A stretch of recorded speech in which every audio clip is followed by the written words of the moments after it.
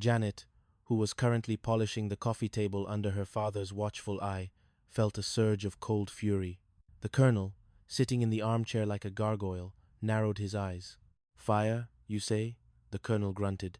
"In my experience, too much fire just leads to a scorched earth policy." Sonia looked at the colonel, then back at Jack. "And who is this charming gentleman? Your security detail?" "This is Colonel Roland Wood," Jack said, his voice a pitch higher than usual. "Janet's father. He's the unit commander." "Fascinating," Sonia purred. "Well, Jack, let's go to the kitchen. I want to see you work that fire." As they retreated, Janet found herself standing next to her father. They both stared at the kitchen door. "She's making a move on your perimeter, Janet," the colonel whispered. "I know, Dad," Janet sighed. "But what am I supposed to do? I'm just tactical support, remember? Nonsense. A good officer knows when to counterattack. You're not tactical support. You're the objective. Now, go in there and give that critic something to think about." Janet grabbed a bowl of sunflowers and marched into the kitchen. "Jack, I thought these might provide a bit of wholesome inspiration for the table setting." Sonia's smile didn't reach her eyes. "Sunflowers, Janet? How rustic." "They're hardy," Janet replied, meeting Sonia's gaze. "They can survive a lot of heat." Chapter 27. A Tactical Error. The night before the gala, Larry Dallas decided to help Jack one last time. He cornered Jack at the Regal Beagle while the colonel was busy inspecting the building's fire escape with Ralph Furley. "Jack, you need an edge," Larry whispered. "Sonia likes fire, but she loves mystery. I've got a guy who can get you some vintage Romanian saffron. It's illegal, it's rare, and one pinch will make Monsieur Henri weep with joy." "Larry, I don't want illegal saffron," Jack groaned. "It's not illegal. It's just untaxed. Think of it as a diplomatic ingredient. If you use it, Sonia will be so impressed she'll give you a glowing review before you even plate the dessert." Naturally, Jack bought the saffron. Back at the apartment, Jack decided to do a test batch of the glaze. The smell that filled the apartment was not of plums or passion. It smelled like a damp stable in the middle of a lightning storm. "Tripper, what is that odor?" the colonel shouted, rushing into the kitchen. "It smells like chemical warfare." It's the secret ingredient," Jack shouted, frantically trying to open the windows. Chrissy walked in, took one sniff, and immediately began to sneeze. "It feels like my nose is doing the hula." Janet grabbed the pot and threw it into the sink. "Jack, what did Larry give you?" "Saffron," Jack wailed. The colonel took the jar, inspected the label with his magnifying glass, and began to laugh. A deep, booming sound that shook the cabinets. "Tripper, you idiot. This isn't saffron. This is Mustang Medallion. It's meant to make a stallion run 50 miles without water. If you'd served this at the gala, you'd have had the elite of Santa Monica jumping over the tables." Chapter 28. The Heart of the Home. The morning of the gala arrived. The Mustang Medallion incident had, strangely, broken the last of the tension. The colonel had spent the night helping Jack scrub the kitchen, sharing stories of jungle rot and bad rations while they worked. As Janet and Chrissy helped Jack load the supplies into the van, the colonel pulled Jack aside. "You're a clumsy man, Tripper," the colonel said, his voice unusually quiet. "You trip over shadows, and you listen to advice from men who should be in a stockade." "Yes, sir," Jack said, looking at his feet. "But," the colonel continued, placing a heavy hand on Jack's shoulder, "I saw the way you looked at my daughter when you thought I wasn't watching, and I saw the way she looked at you when you were doing push-ups on my orders. You're a good man, Jack. A bit of a mess, but a good man." Jack looked up, surprised. "Thank you, Colonel. And don't listen to that Sonia woman. She's all garnish and no protein. Janet, she's the main course. Don't overcook it." The colonel turned to Janet. "I'm heading out, Janet. I've seen enough.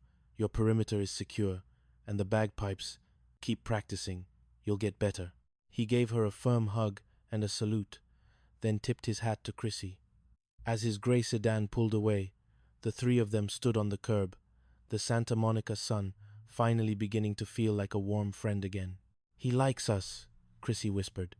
He really likes us. He likes you, Chrissy, Jack laughed. He tolerated me. But for the Colonel, that's practically a marriage proposal. Janet looked at Jack, then back at the apartment. The masquerade wasn't over. They still had Furley and Larry and the rest of the world to contend with. But as they headed back up to 201 to prepare for the biggest night of Jack's life, it didn't feel like they were hiding anymore. Jack? Janet said, pausing at the door. Yeah? About that Mustang glaze. If we ever go on a yacht, maybe we should bring a jar for Larry. Consider it done, Janet. Consider it done. Chapter 29. The Gala at Le Panache. The chandeliers of Le Panache sparkled like frozen tears, casting a brilliant light over the velvet curtains and the hushed, tuxedoed crowd. Jack was in the kitchen, a whirlwind of white cotton and focused energy. Tonight, he wasn't just a student. He was the primary architect of the evening's centerpiece. Janet stood in the doorway, wearing a dress that matched the deep violet of the Santa Monica twilight. She looked less like tactical support and more like the guest of honor.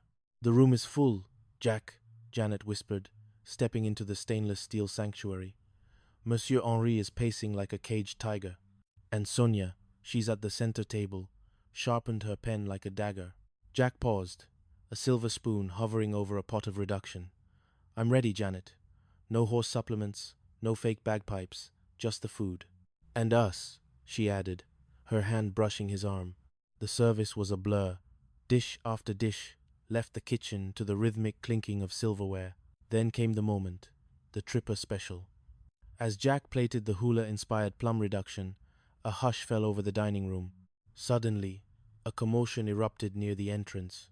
Ralph Furley, wearing a suit that could only be described as electric canary, burst through the doors, followed by Larry Dallas, who was attempting to charm a hostess with a business card for his used car lot.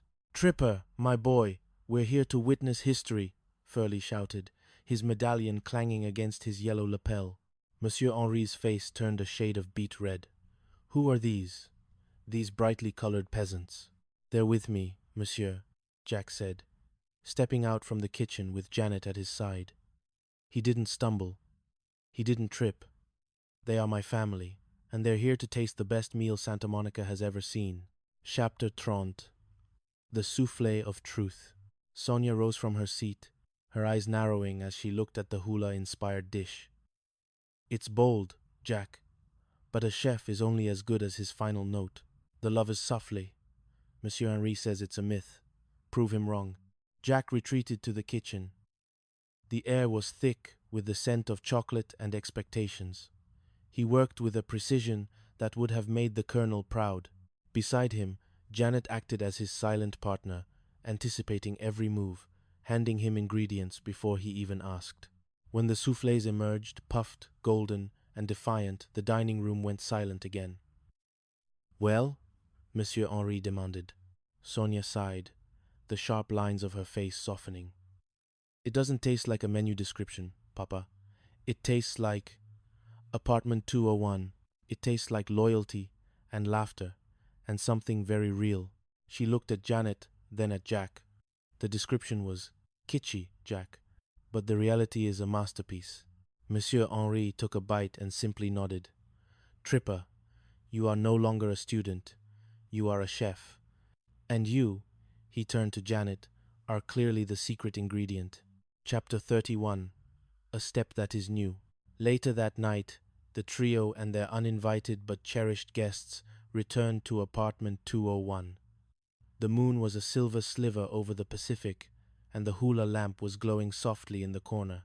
Larry and Furley were in the kitchen, arguing over the leftover wine, while Chrissy was already asleep on the sofa, her head resting on a pillow shaped like a giant taco. Jack and Janet stood on the balcony, the cool ocean breeze ruffling the curtains. "We did it," Jack said, leaning against the railing. "The rent is paid, the job is mine, and your father didn't arrest me." "And the masquerade?" Janet asked, looking at him. Jack took the note from his pocket, the one he'd written for her, the one about the girl who keeps me grounded. "I think I'm done with masquerades, Janet. I'd rather just be the guy who trips over the rug but loves the view from this balcony." Janet smiled, moving closer. It's a lovable space, Jack. It just needed your face. As the sounds of Furley's laughter echoed from the kitchen, Jack Tripper finally took a step that was new. He reached out, pulled Janet toward him, and kissed her a kiss that was hers and his, and history's company too. Down at their rendezvous, the company was finally exactly what it was always meant to be.